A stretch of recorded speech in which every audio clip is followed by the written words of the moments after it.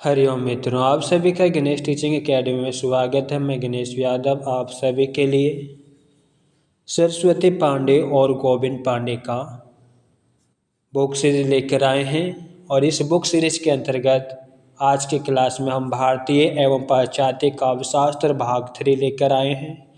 मित्रों, आपको बता दें कि यह क्लास आपको पूरा डिटेल से होगा। कोई भी पेज या कोई भी लाइन बीच से गायब नहीं करेंगे, लाइन बाय लाइन पूरी किताब को करेंगे।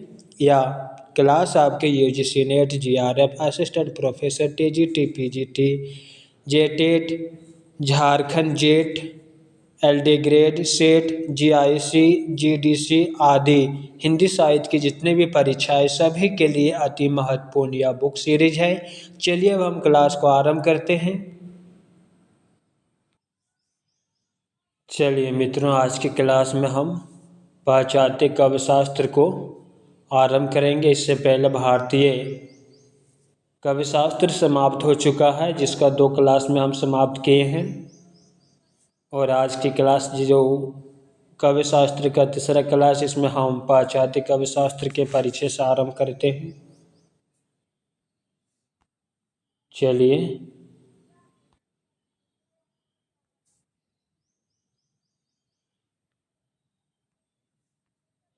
पाश्चात्य काव्यशास्त्र एक परिचय। पाश्चात्य काव्य चिंतन की परंपरा का विकास 5वीं सदी ईसा पूर्व से माना जाता है। पाश्चात्य काव्य चिंतन की परंपरा 5वीं सदी ईसा पूर्व हेसियन, सोलन, पीडार, नाटककार, एरिस्टोफेनिस आदि रचनाओं में साहित्यिक सिद्धांतों का उल्लेख मिलता है।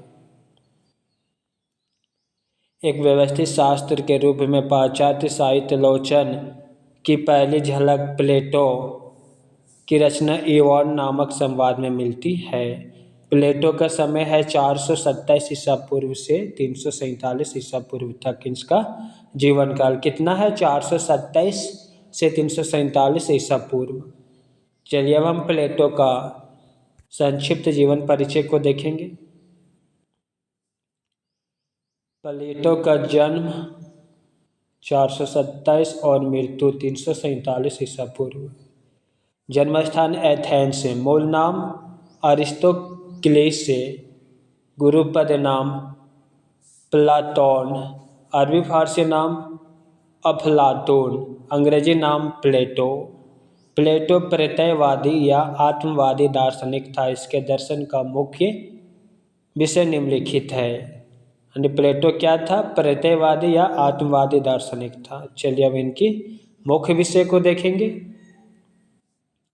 पहला प्रत्यय सिद्धांत, दूसरा आदर्श राज्य, तीसरा आत्मा की अमृतत्व सिद्धि, चौथा सृष्टि शास्त्र, पांचवा ज्ञान मीमांसा।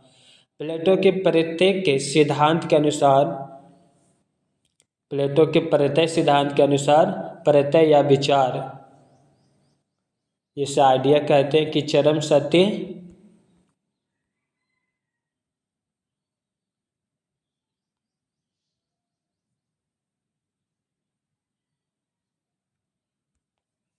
है, शाश्वत और अखंड है तथा ईश्वर उसका सृष्टा है। या वस्तु जगत प्रत्यय का अनुकरण है तथा कला जगत वस्तु जगत का अनुकरण है। इस प्रकार कला जगत अनुकरण होने से सत्य से 3 गुना दूर है, क्योंकि अनुकरण असत्य होता है, अर्थात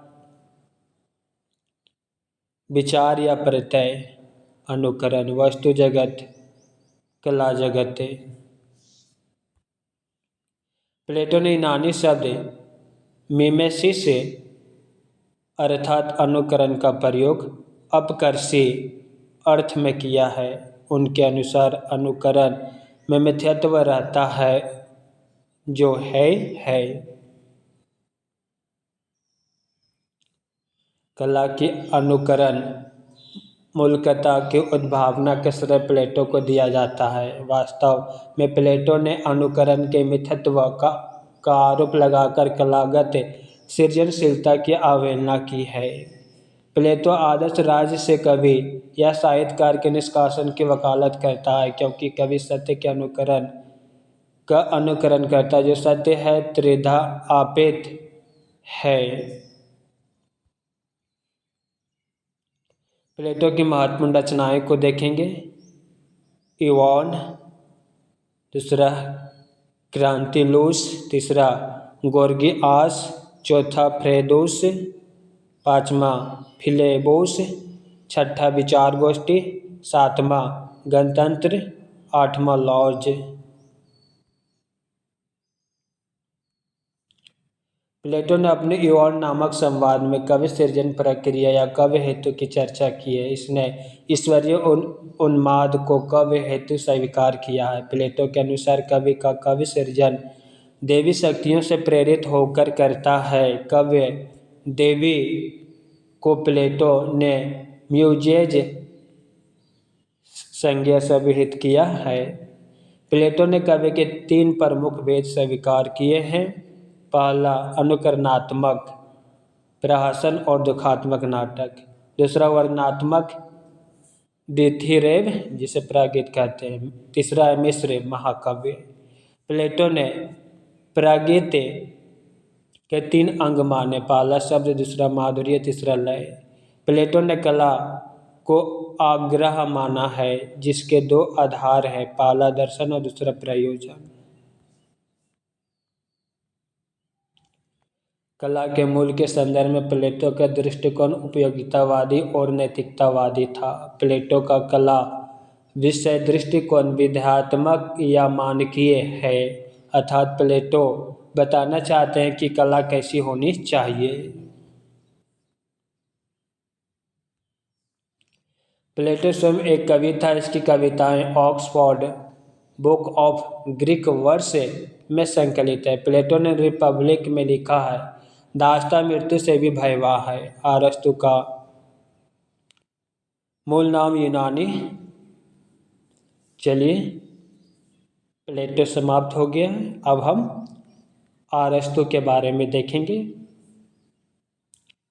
अरस्तु का मूल यूनानी नाम अरिस्टोतिलेस था। क्या था इसका मूल नाम? अरिस्टोतिलेस। अरस्तु का हम संक्षिप्त जीवन परिचय देखेंगे। जन्म 384 और मृत्यु 322 ईसा पूर्व, अर्थात जन्म और मृत्यु इसका ईसा पूर्व में है।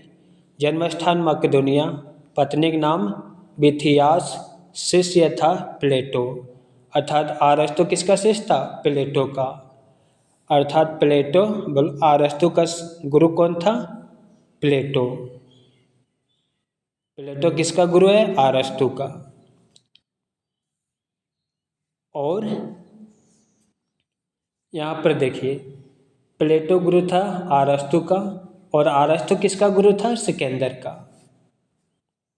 तो क्रम में सजाने में आएगा तो पहले क्या रहेगा? प्लेटो, दूसरा में अरस्तु और तीसरा में क्या आ जाएगा? सिकंदर। प्लेटो का शिष्य अरस्तु, अरस्तु का शिष्य सिकंदर।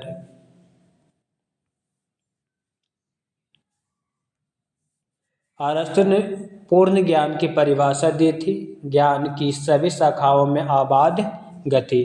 अरस्तु ने ग्रंथों की संख्या 400 बताई जाती है, जिनमें से सर्व प्रमुख 3 है। पहला पेरिपोइएटिकेस काव्य शास्त्र, काव्य के मौलिक सिद्धांतों का विवेचन है। दूसरा तेखनेस रिटोरिकेस भाषा शास्त्र ग्रंथ है, भाषा एवं भावों का वर्णन है। तीसरा है वसीयतनामा, जिसमें दास प्रथा से मुक्ति का प्रथम घोषणा पत्र कहा जाता है। अरस्तुकृत वसीयतनामा को इतिहास में दास प्रथा से मुक्ति का प्रथम घोषणा पत्र माना जाता है, क्योंकि वसीयतनामा के द्वारा उन्होंने अपने सभी दासों को दासता से मुक्त कर दिया था। अरस्तु ने पेरिपोइएटिकेस की रचना अनुमानतः 330 ईसा पूर्व के आसपास की है। इस कृति का संक्षिप्त परिचय निम्न है। यूनानी नाम या मूल नाम कह सकते हैं पेरिपोइएटिकेस, अध्याय या पृष्ठ 26 अध्याय व पृष्ठ 50 है। प्रथम अंग्रेजी अनुवादक या अनुवाद टी अनुवादक है टी बेंस टेली और अनुवाद रचना है वन पोएटिक्स 1780 ईस्वी। अरस्तु ने किसी वस्तु को ठीक से समझने के लिए घड़ा निर्माण की प्रक्रिया के उदाहरण द्वारा 4 बातों पर ध्यान देना आवश्यक बताया, जिसे निम्न ढंग से दर्शाया जा सकता है।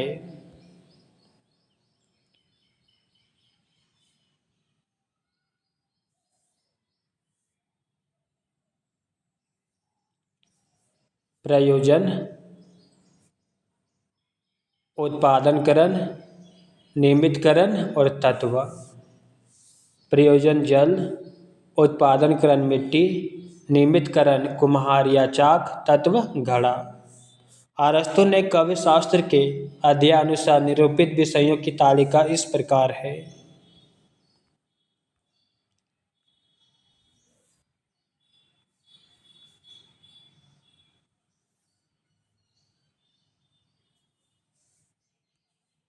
अध्याय 1 से 5, इसमें विषय वस्तु है अनुकरणात्मक काव्य के रूप में त्रासदी, ट्रेजेडी, महाकाव्य, एपिक तथा प्रहसन कॉमेडी का विवेचन तथा माध्यम, विषय एवं पद्धति के आधार पर इनका पारस्परिक भेद। अध्याय 6 से 19 में यह ग्रंथ का केंद्रीय भाग है। इसमें त्रासदी का विस्तार, विवेचन तथा इनकी परिभाषा, संरचना, प्रवाह आदि का वर्णन है। अध्याय 20 से पद विभाग आदि का व्याकरणिक विवेचन। अध्याय 21 से 22 से पदावली और लक्षणा का निरूपण। अध्याय 23 से 24 महाकाव्य के स्वरूप का विवेचन।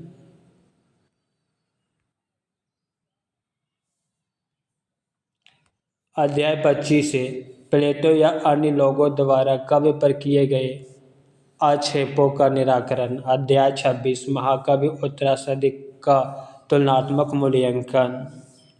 अरस्तुकृत काव्य शास्त्र में अध्याय संख्या 12 और 20 से प्रक्षिप्त माने जाते हैं। अरस्तु ने काव्य शास्त्र की रचना 2 दृष्टियों से की है। पहला, यूनानी काव्य का वस्तुगत विवेचन व विश्लेषण। दूसरा, प्लेटो के द्वारा काव्य पर लगाए गए आक्षेपों का समाधान। अरस्तु ने महाकाव्य, दुखांतक, प्रहसन आदि को अनुकरण का भेद माना। अरस्तु काव्य के लिए छंद को अनिवार्य नहीं मानते थे। महाकाव्य, दुखांतक, प्रहसन आदि कलाओं के 3 भेदक तत्व है। पहला माध्यम, दूसरा विषय, तीसरा पद्धति। दुखांतक के 6 अंग है जो निम्न है। पहला कथानक, दूसरा चरित्र, तीसरा विचार, चौथा पद योजना, 5वां गीत, छठा दृश्य। अरस्तु ने काव्य दोषों को 5 आधार माने। पहला, असंभव वर्णन, जो मन को आग्रह हो।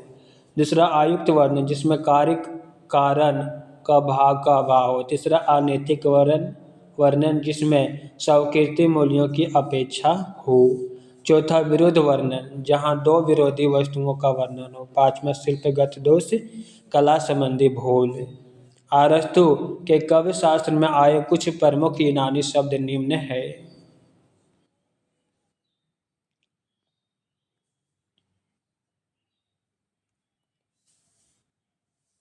यूनानी शब्द, हिंदी अनुवाद, अंग्रेजी अनुवाद। पेरिपेतेइया, हिंदी अनुवाद, स्थिति विपर्यय। अनग्नोसिस से अभिज्ञान, मिमेसिस से अनुकरण, कथाशीर्ष से विरेचन, माइथॉस से कथावस्तु प्लांट, एथोस से चरित्र कैरेक्टर, पाथोस से भाव इमोशन, प्रैक्सिस से कार्य व्यापार।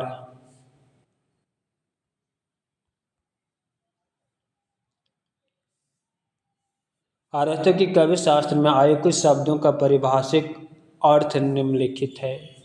शब्द पारिभाषिक अर्थ, दुखांतक या ऐसे कार्य व्यापार का अनुकरण है जो गंभीर, स्वतःपूर्ण तथा कुछ विस्तृत हो, जिसे भाषा में विभिन्न कलात्मक अलंकरणों से विभूषित किया जाता है तथा जो कार्य व्यापार के रूप में हो, न कि आख्यान के रूप में, जो करुणा एवं भय को उद्धृत कर इन भावों का विरेचन करे। स्थिति विपर्य दुखांतक के अंतर्गत कथानक में ऐसे परिवर्तन का नाम है जिससे कार्य व्यापार सर्वथा विपरीत दिशा में मुड़ जाता है या मोड़ संभवतः या आवश्यकता के अनुसार होता है। अभिज्ञान अभिज्ञान का अर्थ अज्ञान की ज्ञान में परिणति या दुखांतक के अंतर्गत कथानक में पात्रों के मन में प्रेम या घृणा उत्पन्न करती है, जो पात्रों के सौभाग्य या दुर्भाग्य का कारण बनती है। प्रकृति अरस्तु ने इसके 6 अर्थ माने हैं। प्रकृति के अरस्तु ने 6 अर्थ माने। पहला, यह गति का कारण या साधन है। दूसरा, इसका अर्थ विषय या वस्तु भी होता है। तीसरा, यह तत्व का भी पर्याय है। चौथा, आकृति या रूप का नाम प्रकृति है। पांचवा, विकास प्रक्रिया को प्रकृति कहते हैं। छठा, घटक को भी प्रकृति कहते हैं। बूचर के अनुसार प्रकृति वस्तु का वह आंतरिक धर्म है जो विश्व की सृजनात्मक शक्ति है। कला प्रकृति का अनुकरण है। अनुकरण वस्तु का उन्नत रूपांतरण ही अनुकरण है। अतः अनुकरण के 3 अर्थ है। पहला, जो वस्तुएं थी या है। दूसरा, उन्हें जैसा कहा या माना जाता है। तीसरा, उन्हें जैसा होना चाहिए। चरित्र, जिसके अंतर्गत सभी विशिष्ट नैतिक गुण या स्थायी चित्तवृत्तियां आती हो, वह चरित्र है। भाव अनुभूति या संवेदना की मनोदशा का नाम है।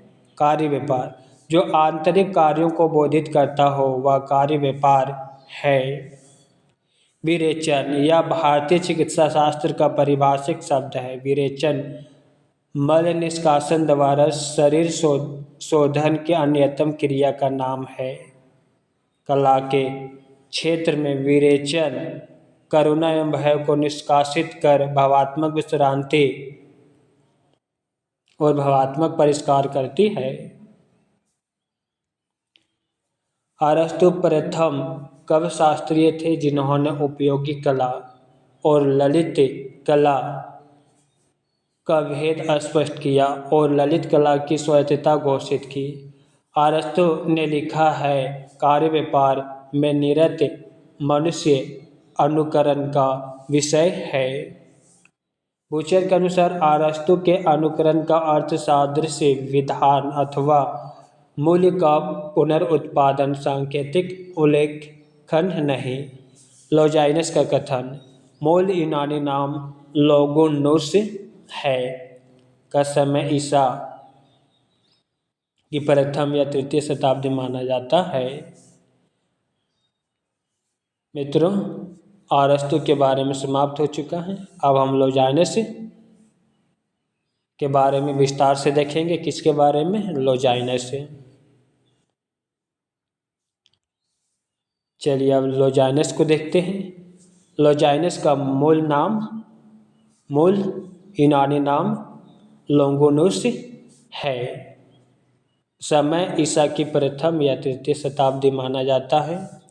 लोजाइनस के ग्रंथ का नाम पेरिहुपसुस है। इस ग्रंथ का प्रथम बार प्रकाशन सन 1554 ईस्वी में इतालवी विद्वान लेबेरतेल्लो ने करवाया था। पेरिहुपसुस मूलतः भाषण शास्त्र रेटोरिक का ग्रंथ है।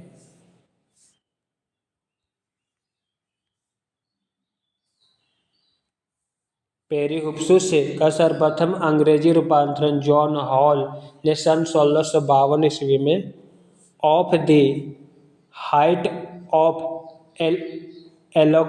एलोक्वेंस शीर्षक से प्रकाशित करवाया। सेंट सबरी ने of the height of eloquence वाग्मिता का प्रकर्ष के लिए औदत्य शब्द का प्रयोग किया। लॉजाइनस ने पेरिहोप्सुस की रचना पत्र के रूप में पोस्तुम्यूस तेरेंतियानुस नामक व्यक्ति को संबोधित करके की। उदात्त का निरूपण सर्वप्रथम केकिलियुस नामक व्यक्ति ने किया था। लॉजाइनस से पूर्व होरेस ने आर्स पोएटिका कवि कला नामक ग्रंथ को पत्र के रूप में लिखा था। लॉजाइनस ने पेरिहोप्सुस के अध्याय अनुसार निरूपण विषयों की तालिका इस प्रकार है। लॉजाइनस की रचना पेरिहोप्सुस ग्रंथ, इसके अध्याय और विषय के बारे में देखेंगे। अध्याय 1 से 7 ग्रंथ का प्रयोजन, उदात्त की परिभाषा, कतिपय दोष का विवेचन। अध्याय 8 से 15 उदात्त के 5 स्रोतों का निर्देश, उसमें विचार की गरिमा व भाव की प्रबलता का निरूपण। अध्याय 16 से 29 अलंकारों का निरूपण। अध्याय 30 से 38 शब्द, रूप, बिंब आदि का निरूपण। अध्याय 39 से 40 रचना की भव्यता का निरूपण। अध्याय 41 से 43 दृष्टि भेद से उदात्त विरोधी अन्य दोषों की चर्चा। अध्याय 44 यूनान के नैतिक साहित्यिक ह्रास के कारणों का साधन। लॉजाइनस के संबंध में विभिन्न विद्वानों का अभिमत निम्न है। विद्वानों के बारे में विभिन्न विद्वानों ने क्या क्या अपना मत दिया उसे देखते हैं। सेंट सबरी का कथन, लॉजाइनस की आलोचना का प्रकार शुद्ध सौंदर्यवादी है और उसमें भी सर्वोत्कृष्ट है।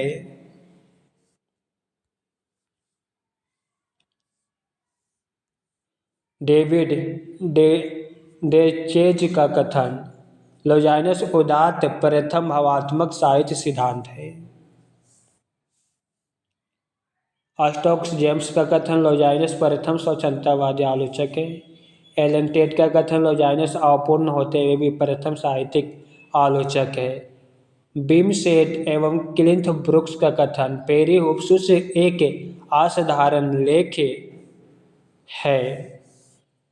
एम्ब्रस का कथन, साहित्य के उत्तरवर्ती अध्येताओं की दृष्टि से यदि अरस्तु व्यवस्था प्रेमी, होरेस सांसारिक और भाषण शास्त्री क्षुद्र है, तो लॉजाइनस जीवंत और आधुनिक है।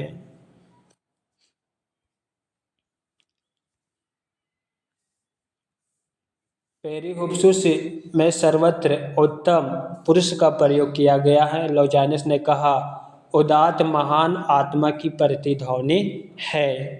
लॉजाइनस ने उदात्त को परिभाषित करते हुए लिखा है, उदात्त अभिव्यंजन के अनिर्वचनीय प्रकर्ष और वैशिष्ट्य है। लॉजाइनस ने उदात्त की उत्पत्ति के लिए प्रतिभा को सर्वाधिक महत्व दिया है। लॉजाइनस के अनुसार उदात्त का कार्य अनुनयन नहीं बल्कि सम्मोहन या लोक उत्तर आह्लाद है। लॉजाइनस उदात्त के 5 स्रोत मानते। पहला, महान विचारों को उद्भावना की क्षमता।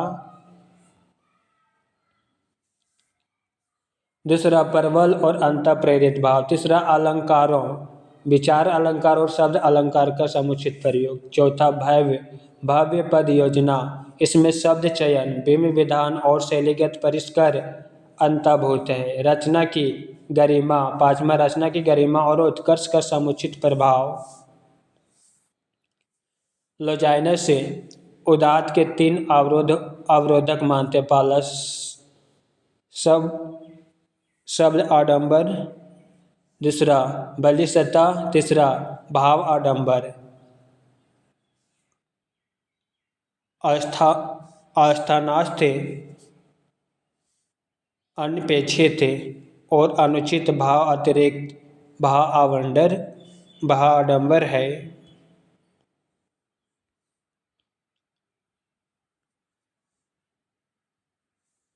चलिए आगे हम जॉन ड्राइडन के बारे में देखेंगे। चलिए जॉन ड्राइडन को विस्तार करते हैं। जॉन ड्राइडन कवि एवं नाटककार थे। इनकी प्रमुख कृति ऑफ डामेटी पोएजी नाट्य काव्य। इसका समय है 1668 ईस्वी।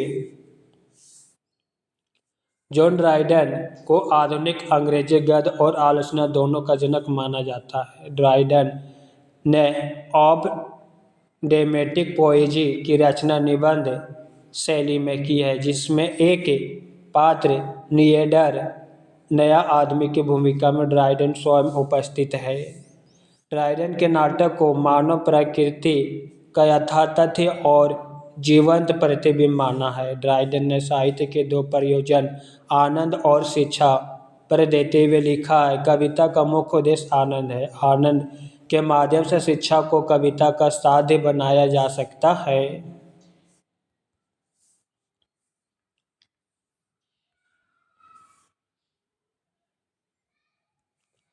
ड्राइडन ने कवि सृजन में प्रतिभा को सर्वाधिक महत्व देते हुए लिखा है, उचित प्रतिभा प्रकृति का वरदान है।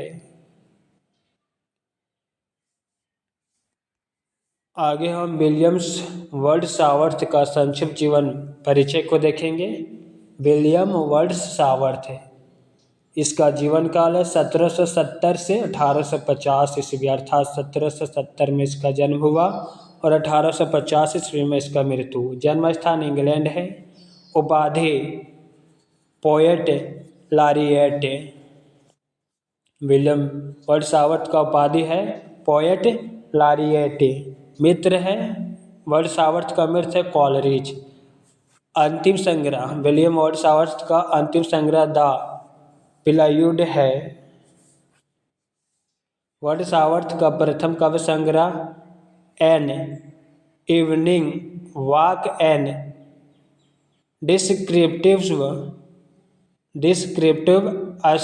स्केचेज सन 1793 ईस्वी में प्रकाशित हुआ। अंतिम संग्रह द प्रेल्यूड है। वर्ड्सवर्थ 1795 ईस्वी में कॉलरिज के मित्र बने तथा उनके ही सालेखन में लिरिकल ब्लेड्स नामक कविता का प्रथम संस्करण सन 1798 ईस्वी में प्रकाशित करवाया। लिरिकल ब्लेड्स को स्वतंत्रतावादी काव्य आंदोलन का घोषणा पत्र माना जाता है। लिरिकल ब्लेड्स के 4 संस्करण प्रकाशित हुए और उनकी भूमिका को वर्ड्सवर्थ की आलोचना का मूल माना जाता है, जो निम्न है। संस्करण भूमिका के शीर्षक। प्रथम संस्करण 1798 एडवर्टीजमेंट। द्वितीय संस्करण 1800 प्रीफेस। तृतीय संस्करण 1802 ईस्वी प्रीफेस। चतुर्थ संस्करण 1815 ईस्वी प्रीफेस। वर्ड्सवर्थ ने कविता को परिभाषित करते हुए लिखा है, कविता प्रबल भावों का सहज उछलन है।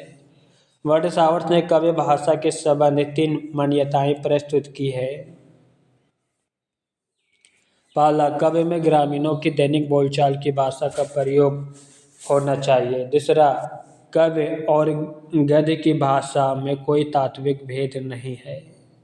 तीसरा, प्राचीन कवियों का भाव उद्बोध जितना सहज था, उनकी भाषा उतने ही सरल थी। भाषा में कृत्रिमता और आडंबर बाद के कवियों की देन है।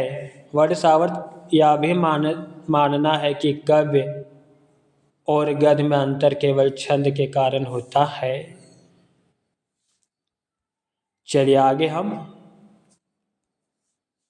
कॉलरिज के बारे में देखेंगे।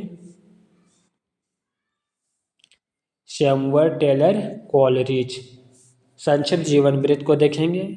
कॉलरिज का जन्म 1772 और मृत्यु 1834 ईस्वी। जन्म स्थान इंग्लैंड। मित्र है वर्ड्सवर्थ, अर्थात कॉलरिज का मित्र कौन है? वर्ड्सवर्थ है। प्रमुख ग्रंथ है बायोग्राफिया लिटरेरिया। कॉलरिज के अन्य महत्वपूर्ण गद्य रचनाएं निम्न। पहला, द फ्रेंड 1817 ईस्वी। दूसरा है एड्स टू रिफ्लेक्शन 1825 ईस्वी। तीसरा, चर्च एंड स्टेट 1830 ईस्वी। चौथा, कम्फेसेज ऑफ एन इंक्वायरिंग स्पिरिट 1840 ईस्वी। कॉलरिज प्रत्ययवादी थे। कॉलरिज क्या थे? प्रत्ययवादी थे और उनकी कवि संबंधी धारणा जयवादी सिद्धांत पर आधारित है। कॉलेज के अनुसार कविता रचना का वह प्रकार है जो वैज्ञानिक कृतियों से इस अर्थ में भिन्न है कि उसका तत्कालिक प्रयोजन आनंद है, सत्य नहीं, और रचना के अन्य सभी प्रकार से उसका अंतर यह है कि संपूर्ण से वही आनंद प्राप्त होना चाहिए जो उसके प्रत्येक अव्यय से प्राप्त होने वाली अस्पष्ट संतुष्टि के अनुरूप हो। कॉलरिज ने प्रतिभा और प्रज्ञा में निम्न अंतर बताया है। प्रतिभा प्रज्ञा, प्रतिभा सहज, प्रज्ञा अर्जित। प्रतिभा कल्पना, प्रज्ञा रम्य कला फैंसी। प्रतिभा सृजनशीलता है, प्रज्ञा संयोजनशीलता है। प्रतिभा मौलिक है, प्रज्ञा प्रआश्रित है।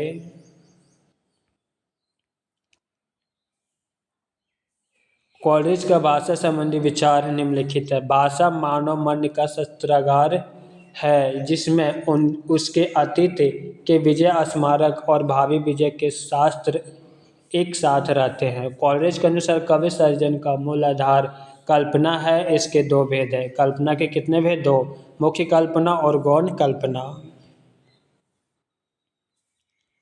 मुख्य कल्पना और गौण कल्पना में निम्न अंतर है। मुख्य कल्पना समस्त जागतिक प्रपंच को व्यवस्थित रूप में ग्रहण कराने वाली शक्ति है। गौण कल्पना मुख्य कल्पना की प्रतिध्वनि है। इसे काव्यात्मक कल्पना भी कहते हैं। मुख्य कल्पना अचेतन एवं अनैच्छिक है। गौण कल्पना चेतन और ऐच्छिक है। मुख्य कल्पना का निर्माण या संगठन करती है। मुख्य कल्पना निर्माण या संगठन करती है। गौण कल्पना विघटन और संगठन, विनाश और निर्माण दोनों करती है।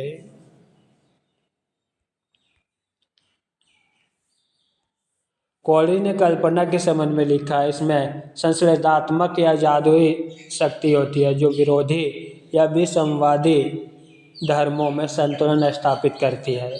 कल्पना निम्नलिखित विरोधी धर्मों में सामंजस्य स्थापित करती है। साम्य, बेसाम्य, सामान्य, विशेष, प्रत्यय, वेम, प्रातिनिधिक, वैकिक, प्राचीन और परिचित पदार्थ, नवीन और ताजगी, संयम, भावेश, विवेक, उमंग, कृत्रिम, प्राकृतिक।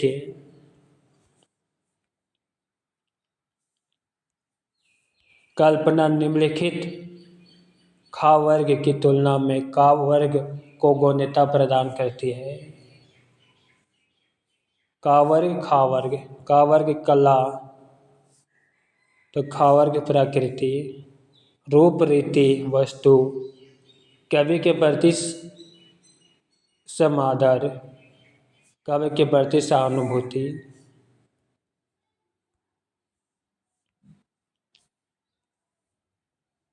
इमेजिनेशन शब्द की उत्पत्ति लैटिन के इमाजिनियो से हुई है जिसका हिंदी रूपांतरण कल्पना है।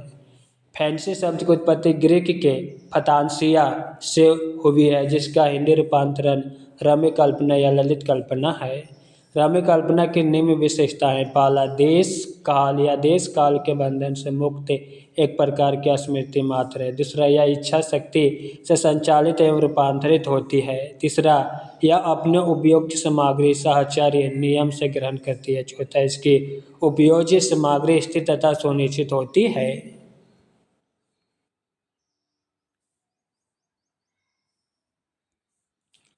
कॉलरिज ने कल्पना और रम्य कल्पना में निम्न अंतर किया है। कल्पना और रम्य कल्पना में अंतर को देखते हैं। कल्पना बिंबों को विगलित कर नए रूप में परिवर्तित करती है। रम्य कल्पना बिंबों को सिर्फ पास पास रख देती है, कोई परिवर्तन नहीं करती है। कल्पना अंतः प्रेरणा, प्रत्यक्ष आदि से सामग्री ग्रहण करती है। रम्य कल्पना प्रधानता स्मृति से सामग्री ग्रहण करती है। कल्पना जैव कार्य पद्धति पर आधारित है। रम्य कल्पना आंतरिक कार्य पद्धति पर आधारित है। कल्पना प्रतिभा की उपज है। रम्य कल्पना प्रज्ञा की उपज है।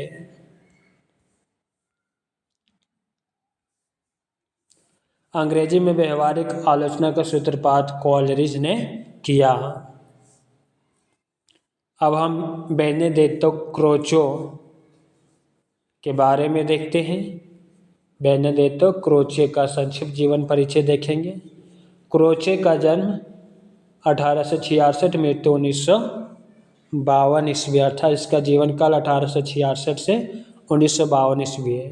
क्रोचो का जन्म स्थान इटली है। पुस्तक ई एस्थेटिक, भाषा इतालवी, अंग्रेजी अनुवादक डगलस एनसले। क्रोचे ने सर्वप्रथम 1900 में अपना निबंध aesthetic as an aesthetic as the science of expression and general linguistics से लिखा। इसी निबंध का विस्तृत रूप ई एस्थेटिक्स से 1902 ईस्वी पुस्तक है। क्रोचे ने सन 1902 में ला क्रिटिका पत्रिका का प्रकाशन किया। क्रोचे के अन्य महत्वपूर्ण पुस्तक पहला न्यू एसेज वन एस्थेटिक की 1920, दूसरा डिफेंस ऑफ पोएट्री 1933 ईस्वी। क्रोचे के ई एस्थेटिक के दो भाग है। प्रथम भाग इसमें सौंदर्य शास्त्र का सैद्धांतिक विवेचन है। द्वितीय भाग इसमें सौंदर्य शास्त्र का इतिहास है। ई एस्थेटिक शब्द की उत्पत्ति ग्रीक के आई एस्थेथिस से या आई एस्थेटिकोस से हुई है, जिसका अर्थ है इंद्रियां प्रत्यक्ष या इंद्रिया ग्राह्य ज्ञान। ई एस्थेटिक शब्द का सर्वप्रथम प्रयोग जर्मन दार्शनिक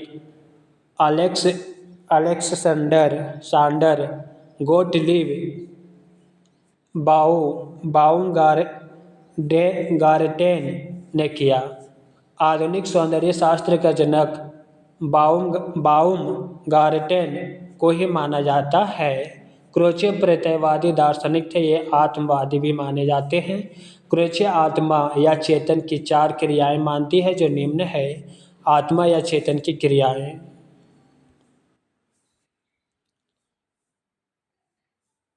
आत्मा या चेतन की क्रिया सैद्धांतिक या ज्ञान, व्यवहारिक या इच्छा। सैद्धांतिक या ज्ञान का 2 खंड अंतःप्रज्ञा और तर्कात्मक है। व्यवहारिक या इच्छा का 2 खंड आर्थिक और नैतिक है। क्रोचन अभिव्यंजनावाद की प्रमुख विशेषताएं निम्न है। पहला अंतःप्रज्ञा, अभिव्यंजना और कला में अभेद संबंध। दूसरा अभिव्यंजना आत्मिक क्रिया है। तीसरा प्रत्येक अंतःप्रज्ञा कला है और प्रत्येक कला अंतःप्रज्ञा है। चौथा कला वस्तु में नहीं होती बल्कि वस्तु द्वारा अभिव्यक्त रूप में होती है। पांचवा कला आंतरिक होने के साथ ही अखंड है। क्रोचे कला निर्माण के चरण माने हैं, जो निम्न है। पहला संस्कार, दूसरा अभिव्यंजना, तीसरा सौंदर्य मूलक आनंद, चौथा सौंदर्य का ध्वनि, गति, रेखा, रंग आदि में रूपांतरण।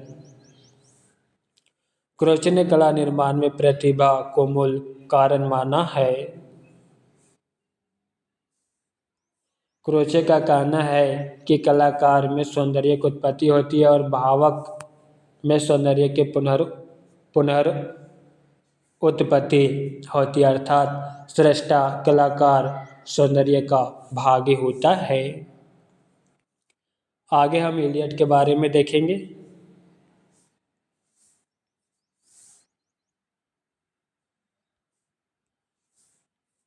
Thomas Sterns Elliot. इलियट का संक्षिप्त जीवन परिचय देखेंगे। इलियट का जन्म 1888, मृत्यु 1965 ईस्वी, अर्थात इलियट का समय 1888 से 1965 ईस्वी है। जन्म स्थान अमेरिका। निदेशक थे फेबर एंड फेबर। संपादक थे द क्राइटेरियन। पुरस्कार या रचना, नोबेल पुरस्कार 1948 में द वेस्टलैंड रचना है। इलियड की प्रमुख समालोचनात्मक कृतियाँ निम्नलिखित है। पहला, द सेक्रेड बुक 1920। दूसरा, होमेज टू जॉन ड्राइडेन 1924। तीसरा, एलिजाबेथेन्स एसेज 1932। चौथा, the use of poetry and the use of criticism 1933। पाँचवा, सेलेक्टेड एसेज 1934 ईस्वी। छठा, एसेज एसेंट एंड मॉडर्न 1936 ईस्वी। सातवां,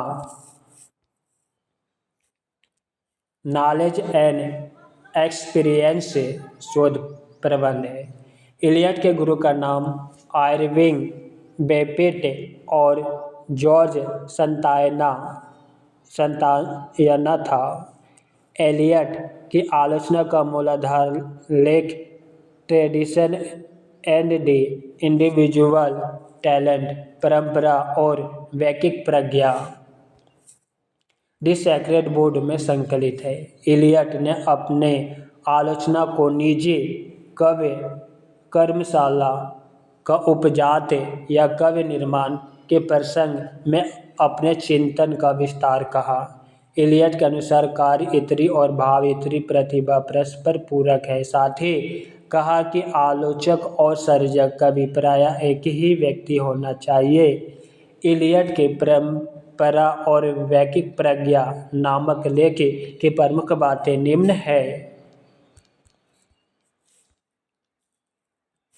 लेख का प्रवाद। पहला, प्रत्येक राष्ट्र की प्रत्येक प्रजाति की अपनी सृजनात्मक मनोवृत्ति के साथ ही आलोचनात्मक मनोवृत्ति भी होती है। दूसरा, सांस की तरह आलोचना अनिवार्य तथा नैसर्गिक क्रिया है।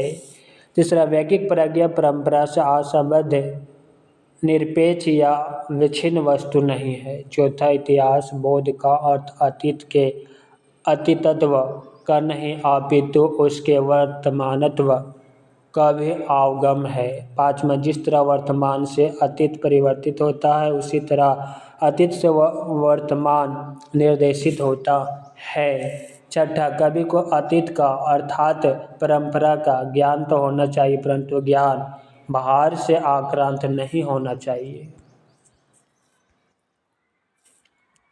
सातवां, कलाकार की प्रगति सतत आत्मोत्सर्ग है, व्यक्तित्व का सतत निवारणपन है। व्यक्तित्व के इस अव्यक्तीकरण से ही कला विज्ञान की स्थिति में पहुंच सकती है। लेखक का प्रवाद हो चुका, अब लेखक का उत्तरार्ध को देखते हैं। पहला, सच्ची आलोचना तथा संवेदनात्मक प्रशंसा का लक्ष्य कवि नहीं बल्कि काव्य है। दूसरा, कलाकृति के आस्वादन से उत्पन्न अनुभूति किसी भी अन्य साधन से उत्पन्न अनुभूति से भिन्न कोटि भी होती है। तीसरा, कलाकार जितना उत्कृष्ट होगा उसमें भोक्ता और स्रष्टा का अंतर उतना ही स्पष्ट होगा। चौथा, कविता कवि व्यक्तित्व की अभिव्यक्ति नहीं व्यक्तित्व से पलायन है। पाँचवा, इलियड ने काव्य में सार्थक भावों की अभिव्यंजना को महत्वपूर्ण बताया। सार्थक भाव वह भाव जिसका अस्तित्व काव्य में होता है, कवि के जीवन वृत्त में नहीं। इलियड के अनुसार कविता का सौंदर्य उसकी सहत पूर्णता में है, ना कि विच्छिन्न अवयवों में। इलियड ने रिचर्ड्स और एम्पसन की शाब्दिक आलोचना पद्धति को नींबू निचोड़ आलोचना कहा है। इलियड ने रुचि परिष्कार को आलोचना का अन्यतम प्रयोजन माना है। इलियड का मूर्त विधान भारतीय रस सिद्धांत का विभावना व्यापार है। संवेदनशीलता के असाहचर्य के सिद्धांत के लिए इलियड फ्रांसीसी कवि आलोचक रमी द गुरमो के ऋणी है। इलियड ने दो महत्वपूर्ण सिद्धांत प्रस्तुत किए हैं। पहला, मूर्त विधान, दूसरा संवेदनशीलता या असाहचर्य। मूर्त विधान है कला के रूप में भाव को अभिव्यक्त करने का एक ही उपाय है और वह है किसी साथ संबंधी वस्तु जैसे वस्तु समुदाय परिस्थिति घटना श्रृंखला को ढूंढ निकालना जो उस विशिष्ट भाव का सूत्र हो। ऐसा ही जब वे बाह्य वस्तु प्रस्तुत की जाए तो इंद्रिय अनुभूति में आवेशित होकर वे भाव को सदा उद्बोध कर दे। संवेदनशीलता का असाहचर्य। इलियट के अनुसार कवि का मन और संवेदनशीलता अर्थात बुद्धि पक्ष विचार और हृदय पक्ष भाव अभिन्न है। जब भाव और विचार में दरार पड़ जाती है तो कवि में अपक्षय और हरास आ जाती है। इसी को इलियट ने संवेदनशीलता का असाहचर्य कहते हैं।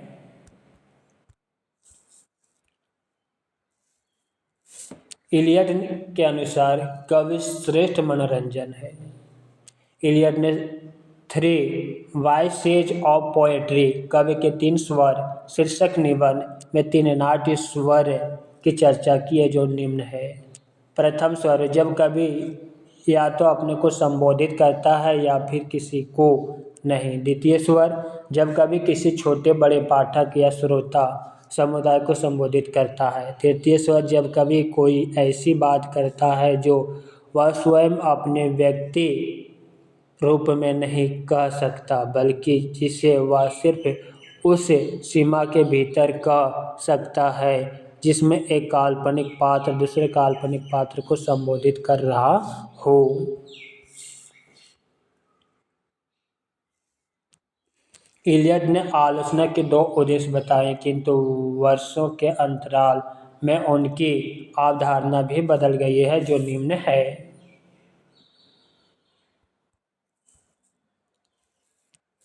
लेख या निबंध वर्ष 2 उद्देश्य। द फंक्शन ऑफ क्रिटिसिज्म 1927 ईस्वी। उद्देश्य विषदन दूसरा रुचि परिष्कार। द फ्रंटियर्स ऑफ क्रिटिसिज्म 1956 ईस्वी। पहला बोध दूसरा आस्वाद।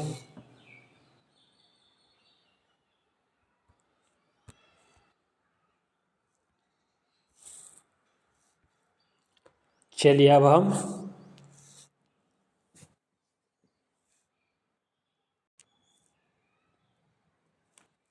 आगे इवर आर्मस्ट्रॉन्ग रिचर्ड के बारे में देखेंगे।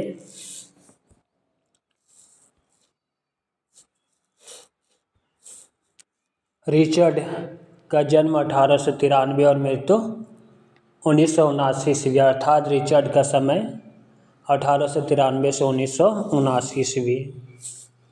रिचर्ड को अंग्रेजी साहित्य में प्रथम बार व्यापक और व्यवस्थित सौंदर्य शास्त्र के निर्माण का श्रेय दिया जाता है। रिचर्ड ने सौंदर्य को वस्तुनिष्ठ न मानकर पाठक या दर्शक पर पड़ने वाले प्रभाव के रूप में देखने का आग्रह किया अर्थात सौंदर्य की स्थिति किसी वस्तु में नहीं बल्कि पाठक या दर्शक के मन पर पड़ने वाले उसके प्रभाव में होता है। रिचर्ड ने निम्न पुस्तकों की रचना सह लेखन में की है।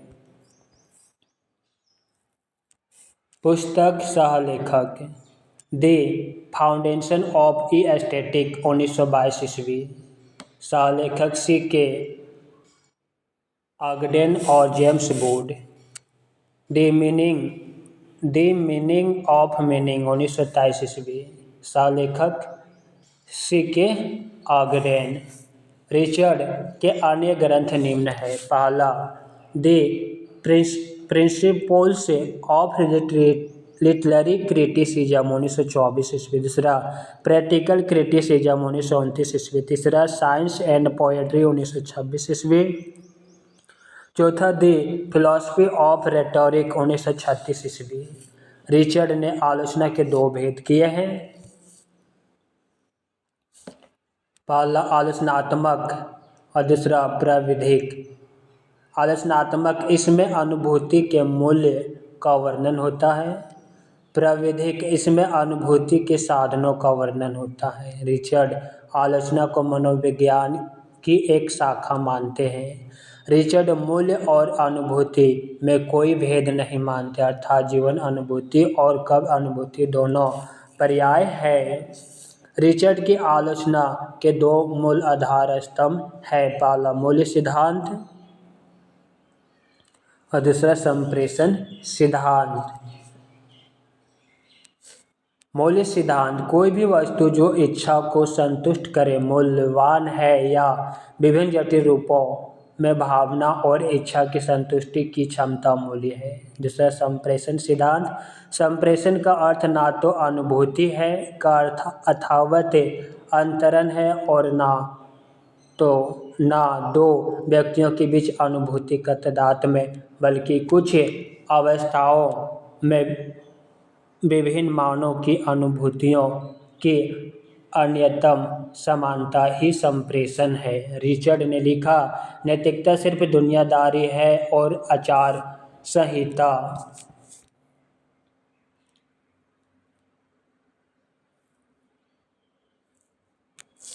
नई आलोचना से संबंधित प्रमुख आलोचक एवं उनकी कृतियां निम्न है। आलोचक रचनाएं, फ्रैंक रेवेंड लेविस की रचना new bearings in English poetry 1932 ईस्वी। दूसरा revolution, tradition and development in English poetry 1936 ईस्वी। तीसरा है द ग्रेट ट्रेडिशन 1948 ईस्वी। चौथा अन्ना केरेनिन एंड अदर एसेज 1967 ईस्वी। पाँचवा डिकेंस द नॉवलिस्ट 1970 ईस्वी। छठा द कॉमन परसूट 1952 ईस्वी। मिडल्टन मर्रे की रचना को देखेंगे, दी प्रॉब्लम ऑफ स्टाइल 1922 ईस्वी। जे विक्रच की रचना the modern temper. Lionel Trilling की रचना the modern element in modern literature.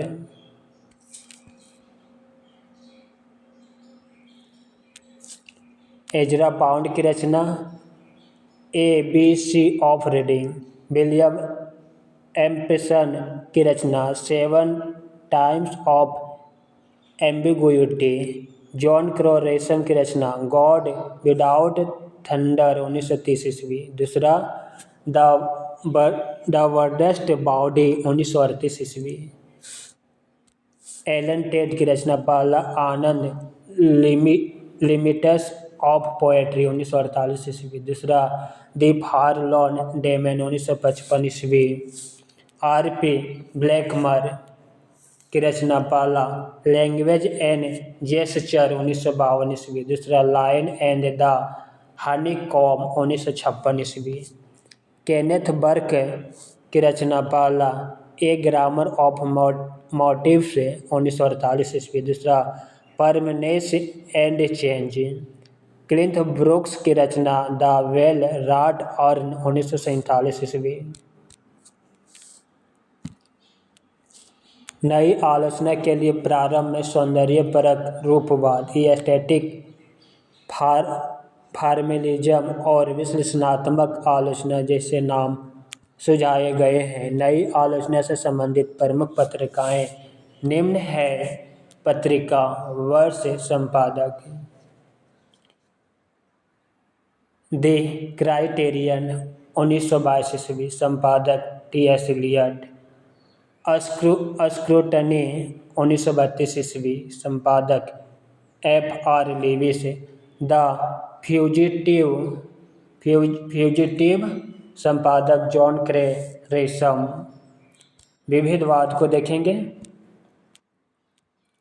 उत्तर आधुनिकतावाद शब्द अंग्रेजी पोस्ट मॉडर्निज्म का हिंदी पर्याय है। उत्तर आधुनिकतावाद की अवधारणा की उत्पत्ति के संबंध में दो मत प्रचलित है। पहला, इन अवधारणा की उत्पत्ति तीसरी दुनिया के गरीब देश निकारागुआ में हुई। दूसरा, इस अवधारणा की उत्पत्ति साम्राज्यवादी देश अमेरिका व यूरोप में हुई। प्रथम मत, मल्ल चौधरी के अनुसार स्पेनिश कवि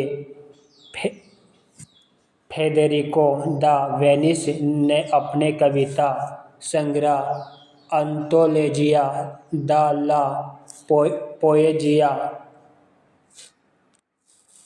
एस्पेनोला ए हिमापानोम लिकाना की भूमिका में सर्वप्रथम पोस्ट मॉडर्न की व्याख्या की। डडली डडली फिटस ने सन 1942 ईस्वी में पोस्ट मॉडर्न के दक्षिण अमेरिकी कवियों पर प्रभाव को लेकर ethology of contemporary Latin American poetry नामक पुस्तक लिखी। सन 1947 ईस्वी में पुर्तगाली कविताओं का संग्रह फरमाई एक्सप्रेसाओं नो डोमांस ब्रजिलेरियो दो पीरियादों कॉलोनियल ए एपोका पोस्ट मॉडर्निस्ट प्रकाशित हुआ। दूसरा मत सच्चे अर्थों में जो फ्रांकोइस लेवतार को उत्तर आधुनिकतावाद का जनक माना जाता है। विश्वग्राम ग्लोबल विलेज की संज्ञा मार्शल मैक्स लुहान ने दिया था। लेवतार ने अपनी प्रसिद्ध पुस्तक the post modern condition A report one knowledge 1979 ईस्वी में लिखा है। उत्तर आधुनिकतावाद महावृत्तांत के विरुद्ध है। महावृत्तांत का अर्थ ईसाईयत, मार्क्सवाद और वैज्ञानिक प्रगति का मिथ है। इसके विरुद्ध अब छोटे छोटे अस्तित्वमा समूहों जैसे स्त्री विमर्श, दलित विमर्श आदि उदय हो रहा है। लेवतार ने लिखा है, ज्ञान की अवस्था बदल जाती है जब समाज उत्तर औद्योगिक युग में और संस्कृति उत्तर आधुनिक युग में प्रवेश करती है।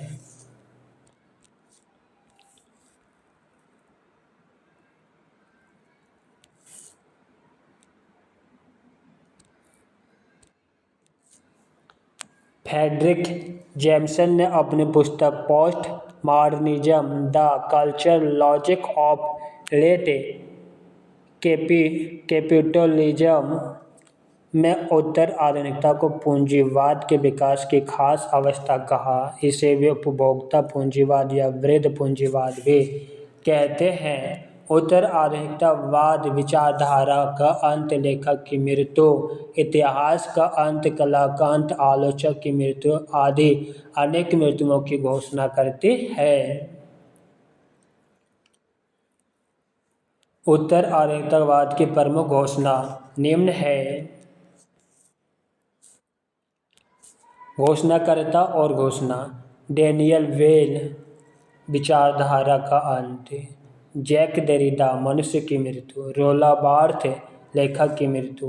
लायन ट्रेलिंग, लेखक का अंत। एडमंड विल्सन, परंपरा शैलियों की मरती हुई विधाएं। इलियट, उपन्यास का अंत।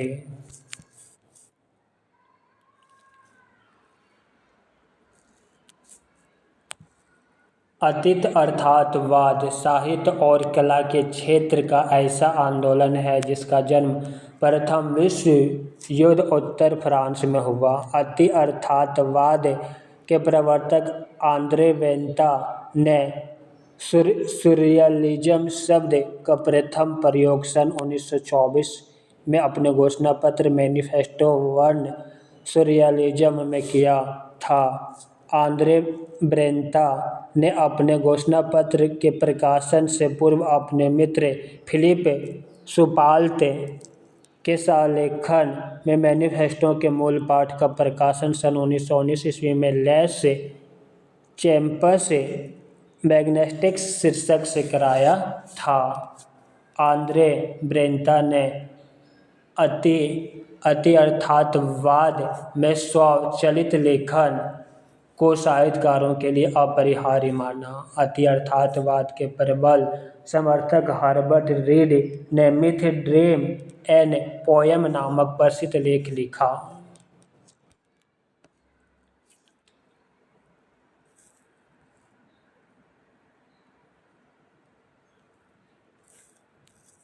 अति अर्थातवाद का संबंध दादावाद से है। दादावाद का प्रवर्तन ट्रिस्टन ज़ारा ने सन 1916 ईस्वी में किया।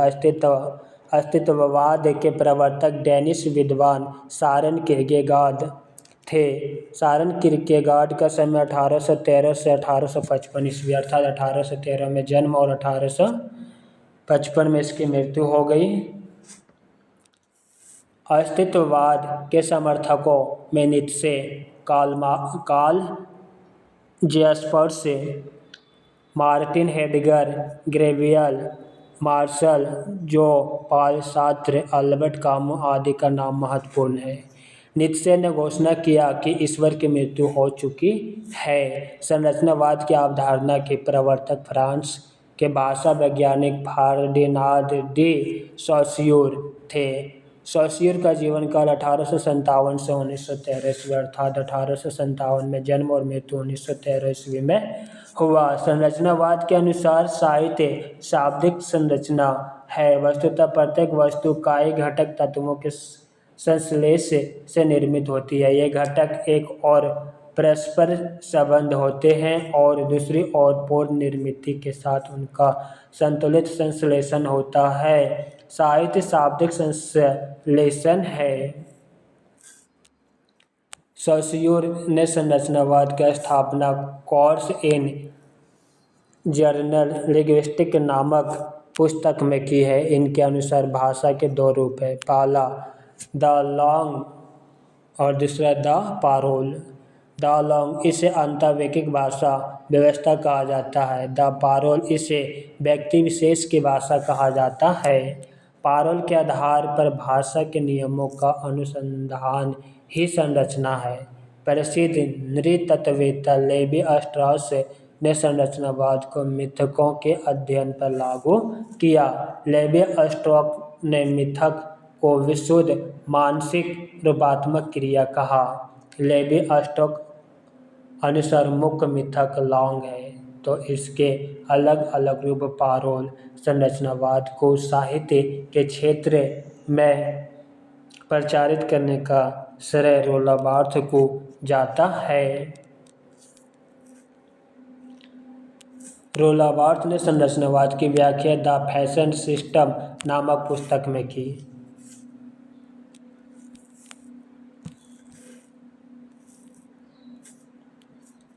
उन्होंने कहा कि हमें साहित्यिक कृति को एक विशिष्ट एकता से युक्त संपूर्ण संरचना रूप में देखना चाहिए। यह संपूर्ण रचना परत दर परत इतनी जटिल होती है कि इसे अंगभूत उपसंरचनाओं, ध्वनि, छंद, बिंब, पद विन्यास आदि के गुंफ के रूप में देखा जा सकता है। रोला बार्थ के अनुसार साहित्य निर्माण में 5 नियम काम करते हैं। पहला व्याख्या, दूसरा चिन्ह संहिता, तीसरा प्रतीकात्मकता, चौथा क्रिया व्यापार संहिता और पांचवा सांस्कृतिकता। इन्हीं नियमों से होकर सारा पाठ गुजरता है। संरचनावाद को मार्क्सवादी परंपरा में स्थान देने का श्रेय अल्थह्यूसर को दिया जाता है। उत्तर संरचनावाद को संरचनावाद का अगला चरण माना जाता है। उत्तर संरचनावाद अवधारणा की स्थापना में 5 फ्रांसीसी विद्वान की भूमिका माना जाता है, जो निम्न है। जिसमें पहला क्लॉडे लेवी स्ट्रॉस, दूसरा माइकल फूको, तीसरा रोला बार्थ, चौथा लुई अल्थह्यूसर, पांचवा जैकियस लकन। उत्तर संरचनावाद में सारा बल पाठ को दिया जाता है। कला के लिए मूल फ्रांसीसी भाषा एल आर्ट का अनुवाद सूत्र का सर्वप्रथम प्रयोग विक्टर कजिन ने सन 1818 ईस्वी में किया था। विक्टर कजिन के भाषणों का प्रकाशन सन 1836 ईस्वी में हुआ। एल आर सूत्र का कला के लिए कला art of art A shake अनुवाद सर्वप्रथम वाल्टर पेटर ने किया।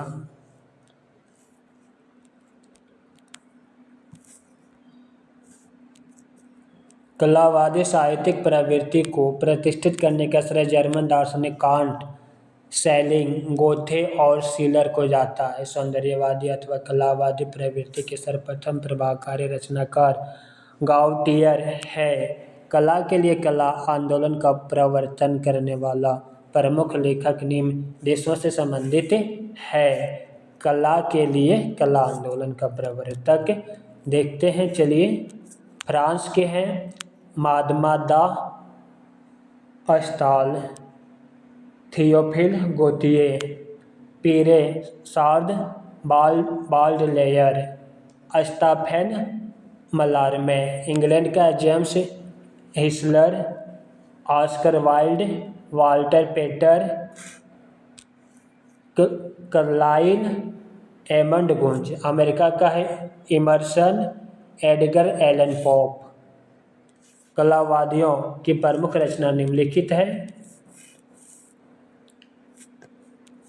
थियोफिल गोतिये की रचना प्रेमेयर पोएजी 1832, एडगर एलन पो की रचना पहला द फिलोसफी ऑफ कंपोजिशन, दूसरा द पोएटिक्स प्रिंसिपल 1850 ईस्वी बाद, लेयर की रचना फ्लावर्स ऑफ इविल काव्य संग्रह, वाल्टर पेटर की रचना स्टाइल निबंध, जेम्स हिस्लर की रचना 10 o'clock 1888 ईस्वी। विभिन्न कलावादियों का कला के संदर्भ में की गई टिप्पणियाँ निम्नलिखित है। पहला, कला की सत्ता राजनीतिक सामाजिक परिस्थितियों से स्वतंत्र तथा निरपेक्ष होती है। कला का शिल्प उसे स्वतःपूर्ण, श्रेष्ठ तथा मूल्यवान बनाता है। गोतिये का कथन। दूसरा, कविता सौंदर्य के लिए आत्मक सृष्टि है एवं उसका प्रभाव आत्मा का गहन और शुद्ध अध्ययन है। एडगर एलन पो का कथन। तीसरा, कला का सत्य अपने अंतर्दर्शन के प्रति ईमानदार बना रहने में होता है। वाल्टर पेटर का कथन। कला का उद्देश्य सुंदरता की खोज और निरूपण है। जेम्स हिस्लर का कथन। कला चरम सत्य और जीवन कथा की एक विधि है। ऑस्कर वाइल्ड का कथन। आलोचनात्मक अर्थवाद की अवधारणा को सर्वप्रथम जॉर्ज लुकाच ने प्रस्तुत किया। जॉर्ज लुकाच की प्रसिद्ध रचनाएं निम्नलिखित है। पहला, the meaning of meaning, contemporary realism. दूसरा, स्टडी इन यूरोपियन रियलिज्म। तीसरा, द हिस्टोरिकल इत्यादि। जादुई अर्थवाद शब्द अंग्रेजी शब्द का मैजिक रियलिज्म शब्द का हिंदी पर्याय है। सर्वप्रथम फ्रेंच रॉन ने जर्मन चित्रकारों के चित्रों का विश्लेषण करते हुए मैजिक रियलिज्म पद का प्रयोग किया था। जादुई अर्थवाद का प्रतिष्ठापक बुआलो को माना जाता है। जादुई अर्थवाद से जुड़े प्रमुख रचनाकार निम्नलिखित है। पहला, जॉर्ज साइको। दूसरा, लुइस बोर्गस। तीसरा, गैब्रियल गार्सिया मार्क्वेज। चौथा, एलोजो कार्पेतियर। पांचवा, मार्क्वेज। अर्थवादी कला का आरंभ 1857 ईस्वी में फ्रेंच लेखक फ्लेवर की प्रसिद्ध रचना मादमा बावरी के प्रकाशन में हुआ। बलजाक और जोला जिस अर्थवादी आंदोलन का प्रवर्तन किया उसे प्राकृतवाद कहा जाता है। प्राकृतवाद का आविर्भाव 19वीं सदी के अंत में फ्रांस में हुआ था। प्रतीकवाद फ्रांसीसी काव्य जगत का परनेशिनिज्म के बाद का एक आंदोलन है।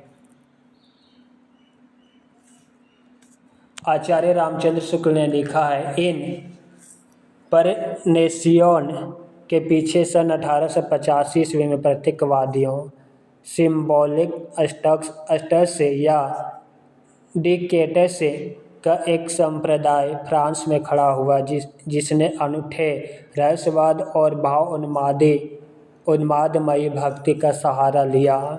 फ्रांस में प्रतीकवाद के पुरस्कर्ता वादलेयर माने जाते हैं। सन 1886 ईस्वी में कवि जीन मारेआस ने फिगारो नामक पत्र का प्रकाशन आरंभ किया, जिसमें प्रतीकवाद का एक घोषणा पत्र प्रकाशित किया गया। इंग्लैंड में प्रतीकवाद का प्रवर्तन विलियम्स बटलर येट्स ने किया। प्रतीकवादी आंदोलन को विकसित करने वाले प्रमुख लेखक निम्नलिखित देशों से संबंधित हैं। प्रतीकवादी आंदोलन से संबंधित लेखक फ्रांस से संबंधित है Charles Baudelaire, Paul Verlaine, Arthur Rimbaud, Stephane Mallarme. England से George Moore, Oscar Wilde, Arthur Symonds, Ernest Dowson. Germany से स्टीफेन जॉर्ज। अमेरिका से है एमी लावेल। प्रतीकवादियों ने चार्ल्स बादलेयर की कविता कोरेस्पोंडेंस सादृश्य को अपना घोषणा पत्र माना। चार्ल्स बादलेयर को फ्रांस का प्रथम कवि भी माना जाता है। बिंबवाद का उदय 20वीं सदी के प्रारंभ में कुछ अमेरिकी और अंग्रेजी कवियों के सहयोग से आरंभ हुआ। बिंबवाद के प्रवर्तक टी.ई. होम माने जाते हैं। आचार्य रामचंद्र शुक्ल ने एस.एस. फ्लेट को इसका प्रवर्तक माना। इमेजिज्म या बिंबवाद की संज्ञा सर्वप्रथम एजरा पाउंड ने दी थी। फ्लिंट ने सन 1913 में पोएट्री पत्रिका में बिंबवाद के 3 सिद्धांत की घोषणा की है। पहला, विषयगत या विषयगत वस्तु का प्रत्यक्ष चित्रण। दूसरा, जो चित्र विधायक न हो उस शब्द का आविष्कार। तीसरा, लय को युक्त संगीत योजना। प्रमुख बिंबवादी आलोचक निम्नलिखित हैं: Richard Aldington, Hilda Doolittle, D H. Lawrence, William Carlos Williams, John Fletcher, Amy लावेल।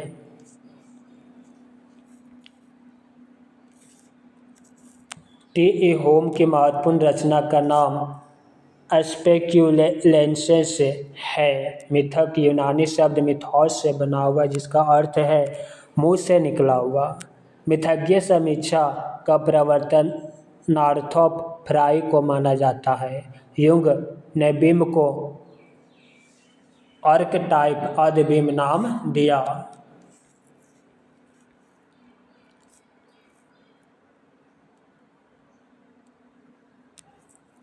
लेवी स्टॉक ने मिथक को विशुद्ध मानसिक रूपात्मक क्रिया कहा। मार्क्सवाद के प्रवर्तक कार्ल मार्क्स और फ्रेडरिक एंगल्स थे। मार्क्सवादी दर्शन पद्धति के 3 अनिवार्य घटक: पहला द्वंद्वात्मक और ऐतिहासिक भौतिकवाद, दूसरा राजनीतिक अर्थशास्त्र और तीसरा वैज्ञानिक समाजवाद।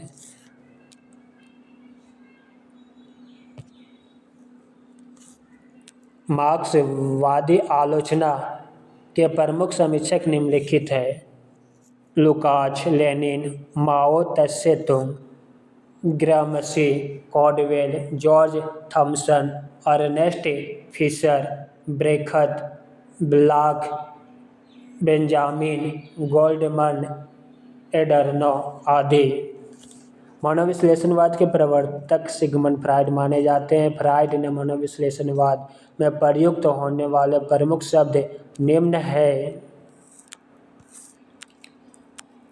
उपहाम, आइडिया, ईगो, प्रहा, सुपर ईगो, लिबिडो, चेतना इत्यादि। फ्रायड के प्रधान शिष्य निम्न हैं: पहला, Alfred Adler, Karl Gustav Jung.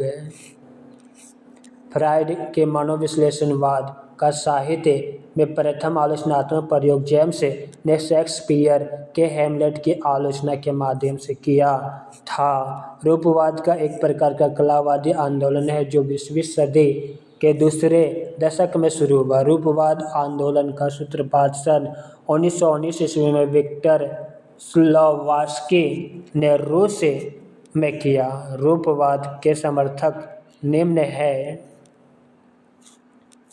रूपवाद के समर्थक Boris Eikhenbaum, Roman Jakobson, Jan Mukarovsky, Rene Wellek आदि।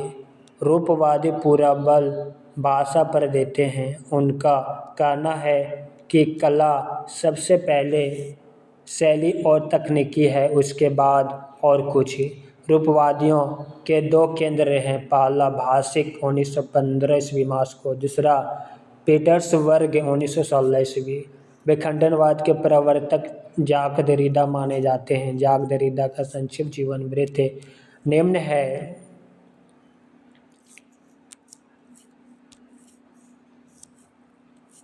विखंडनवाद के प्रवर्तक जाक देरिडा। अब हम जाक देरिडा का संक्षिप्त जीवन परिचय देखते हैं।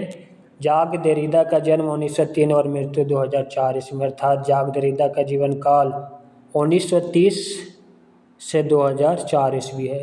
यहाँ पे जन्म 1930, मृत्यु 2004 ईस्वी। जन्मस्थान अल्जीरिया। गुरु का नाम फूको अल्थयूरस है। देरिडा का पुस्तक ऑफ ग्रामेटोलॉजी, दूसरा है राइट एंड डिफरेंस 1978 ईस्वी। पाल द मान विखंडनवाद के प्रबल समर्थक माने जाते हैं। रोमांटिक स्वच्छंदता शब्द को एक काव्य प्रवृत्ति के रूप में सर्वप्रथम प्रयुक्त करने वाला जर्मन आलोचक फ्रेडरिक श्लेगल थे। राजनीतिक दृष्टि से स्वच्छंदतावाद का उदय सन 1789 ईस्वी में फ्रांसीसी राज्य क्रांति से माना जाता है।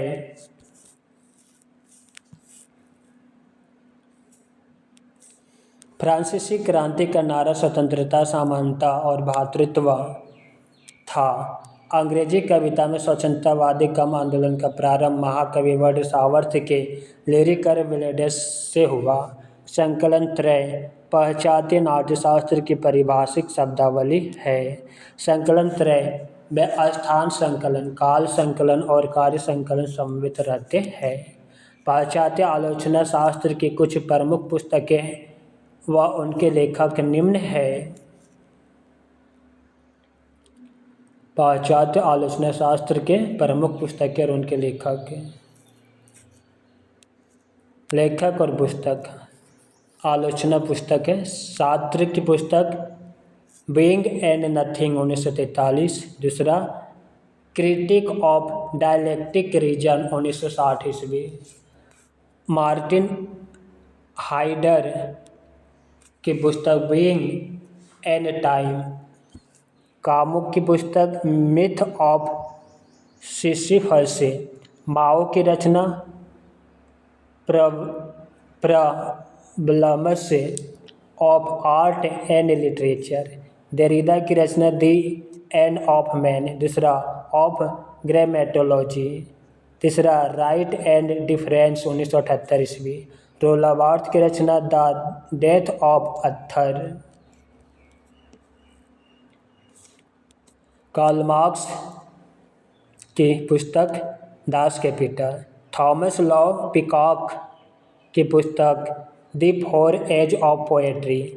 शैली की पुस्तक the defence of poetry. C D Lewis की पुस्तक the poetics image.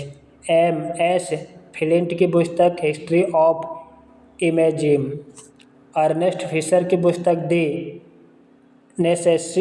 Necessity of art.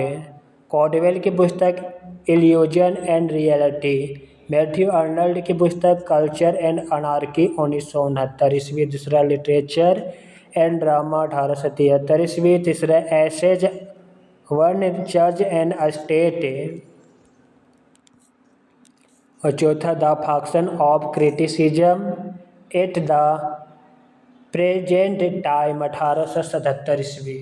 मित्रों, भारतीय एवं पाश्चात्य काव्यशास्त्र से जितना भी महत्वपूर्ण पॉइंट बन रहा था वह 3 क्लास में समाप्त कर दिए हैं। पहला और दूसरा क्लास में भारतीय काव्यशास्त्र है और तीसरा क्लास मात्र 1 क्लास में पाश्चात्य काव्यशास्त्र को समाप्त कर दिए हैं। कुल मिलाकर काव्यशास्त्र से 3 क्लास है, या 3 क्लास आप देख लीजिएगा तो आपको काव्यशास्त्र से संबंधित सारे के सारे, लगभग सारे के सारे प्रश्न हल हो जाएंगे।